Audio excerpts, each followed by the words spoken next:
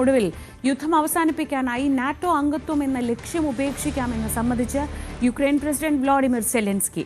അമേരിക്കയും യൂറോപ്യൻ യൂണിയനും യുക്രൈന് റഷ്യയിൽ നിന്ന് സുരക്ഷ ഉറപ്പാക്കണമെന്നും സെലൻസ്കി ആവശ്യപ്പെട്ടു. ഇന്നലെ ബെർലിനിൽ US പ്രതിനിധിയുമായി സെലൻസ്കി 5 മണിക്കൂറുകളോളമാണ് ചർച്ച നടത്തിയത്.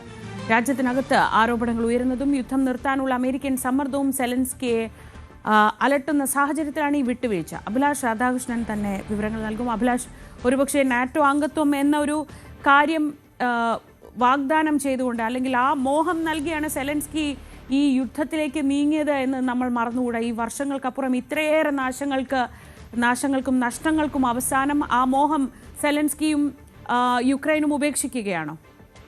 കഴിഞ്ഞ 4 വർഷമായി യുക്രൈൻ റഷ്യയുമായി ഏറ്റുമുട്ടുന്നതിൻ്റെ ഏറ്റവും പ്രധാനപ്പെട്ട ലക്ഷ്യമെന്ന് പറയുന്നത് യുക്രൈൻ്റെ നാറ്റോ അംഗത്വം തന്നെയായിരുന്നു. ജോ ബൈഡൻ അമേരിക്കൻ പ്രസിഡന്റ് ആയിരുന്ന സമയത്ത് യുക്രൈന് അക്കാര്യത്തിൽ ഉറപ്പ് നൽകിയിരുന്നതാണ്. യുക്രൈനെ നാറ്റോ അംഗത്വം നൽകും, നാറ്റോ സഖ്യരാജ്യമായി ഉൾപ്പെടുത്തുമെന്നുള്ളത് ജോ ബൈഡൻ നൽകിയ ഉറപ്പായിരുന്നു. പക്ഷേ ആ ഉറപ്പുകളെല്ലാം പാലിക്കപ്പെടാതെ പോയിരിക്കുന്നു.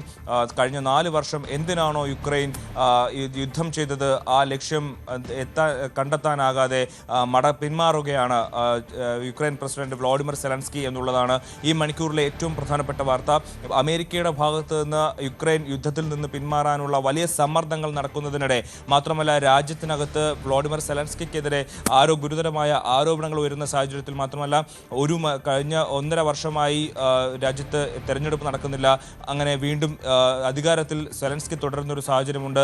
അക്കാര്യത്തിലടക്കം സെലൻസ്കിക്കെതിരെ വിമർശനങ്ങൾ വരുമ്പോഴാണ് ഇനി ഇത് മുന്നോട്ട് കൊണ്ടുപോകാൻ കഴിയില്ല എന്നുള്ള ഒരു തിരിച്ചറിവ് വ്ളാഡിമിർ സെലൻസ്കിക്ക് ഉണ്ടാവുകയും അമേരിക്കയുടെ വഴിയെ സെലൻസ്കി നീങ്ങാൻ തീരുമാനിക്കുന്നതും. ഇന്നലെ 5 മണിക്കൂറോളമാണ് സ്റ്റീവ് വിറ്റ്കോഫുമായിട്ട് അമേരിക്കൻ പ്രതിനിധി സ്റ്റീവ് വിറ്റ്കോഫുമായിട്ട് വ്ളാഡിമിർ സെലൻസ്കി ജർമ്മനിയിലെ ബെർലിനിൽ സംസാരിച്ചത്.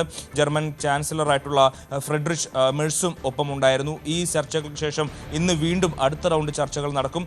അതായത് അമേരിക്ക മുന്നോട്ട് വെച്ച സമാധാന കരാർ അംഗീകരിക്കാൻ തങ്ങൾ ഒരുക്കമാണ്. അക്കാര്യം അറിയിക്കുന്നതിന് വേണ്ടിയിട്ട് ഔദ്യോഗികമായി അറിയിക്കുന്നതിന് വേണ്ടിയിട്ടുള്ള ചർച്ചകൾ നടക്കുകയാണ്.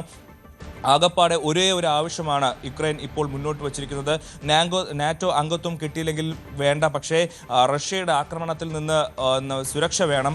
അതിന് അമേരിക്കയും യൂറോപ്യൻ രാജ്യങ്ങളും സുരക്ഷ യുക്രൈൻ ഉറപ്പാക്കണമെന്നുള്ള കാര്യമാണ് ഇപ്പോൾ വ്ളാഡിമിർ സെലൻസ്കി അങ്ങോട്ടേക്ക് ആവശ്യപ്പെടുന്നത്. അക്കാര്യങ്ങളെല്ലാം ഈ ചർച്ചയിൽ ഉന്നയിക്കും. എന്തായാലും അമേരിക്ക റഷ്യയുമായി അടുക്കുന്നു എന്നുള്ള ചില സൂചനകൾ വരുന്ന സാഹചര്യത്തിൽ കൂടിയിട്ടാണ് ഇത്തരത്തിൽ താൻ യുദ്ധത്തിൽ നിന്ന് പിന്മാറാമെന്നുള്ള ഒരു നീക്കത്തിലേക്ക് വ്ളാഡിമിർ സെലൻസ്കി മുന്നോട്ട് പോകുന്നത്. കാരണം രാജ്യത്തെ സ്ഥിതി വളരെ രൂക്ഷമായി തുടരുന്നു. അവിടെ എല്ലാ തരത്തിലും റഷ്യ ഒരു മുന്നേറ്റം നടത്തുന്ന സാഹചര്യം, പ്രധാനപ്പെട്ട അതിർത്തികളിലെല്ലാം റഷ്യ കയ്യേറി കഴിഞ്ഞിരിക്കുന്ന ഒരു സാഹചര്യം.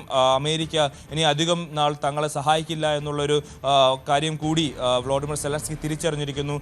ബ്രിട്ടനും ജർമ്മനിക്കും ഫ്രാൻസിനും ഒന്നും വലിയ നാൾ തങ്ങളെ സഹായിക്കാൻ കഴിയില്ല എന്നുള്ള ഒരു കാര്യം കൂടി വ്ളാഡിമിർ സെലൻസ്കി തിരിച്ചറിയുന്നുണ്ട്. ഈ ഒരു പശ്ചാത്തലത്തിലാണ് തങ്ങൾ എന്തായാലും യുദ്ധത്തിൽ നിന്ന് പിന്മാറാം, അമേരിക്കയുടെയോ യൂറോപ്യൻ രാജ്യങ്ങളുടെയോ പിന്തുണയില്ലാതെ റഷ്യയെ ആക്രമിച്ച് തോൽപ്പിക്കുക എന്നുള്ളത് നടക്കില്ല, അസംഭവ്യമാണ് എന്നുള്ള ഒരു തിരിച്ചറിവ് കൂടി വന്ന ഒരു സാഹചര്യത്തിലാണ് വ്ളാഡിമിർ സെലൻസ്കി വിട്ടുവീഴ്ചയ്ക്ക് തയ്യാറാവുന്നത്. നാറ്റോ അംഗത്വം വേണ്ട, പകരം മറ്റ് സുരക്ഷ മതി എന്നുള്ളൊരു തീരുമാനത്തിലേക്ക് എത്തുന്നത്. ശ്രീജ.